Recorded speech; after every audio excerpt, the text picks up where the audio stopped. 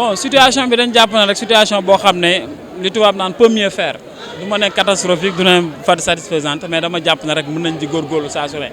parce que situation bi ñu bëgg mooy jigéen ñi am bien-être boo xam ne vraiment incontestable donc loolu nag pour ñu am ko foog saa su ne rek ñuy dàbbatal saa su ne rek ñuy renouveler di yeesal. financement bi li ko waral maanaam man dama jàpp ne Pikine bu ñu ko bëggee développer dama ko def sama programme jigéen ñi seen mbootaay yi ñu am.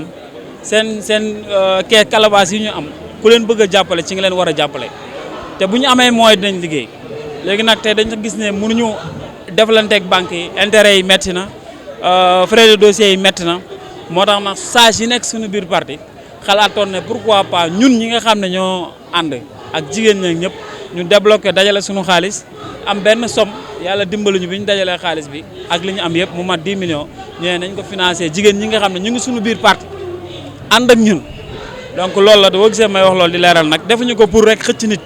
wala boog fay la pour nga ànd ak ñun déedéet dañuy jox ñi nga xam ne ñoo ànd ak ñun pour ñu doole leen ñu jàppale. 10 millions lañ commencé gum pour le département de Pikine waaw.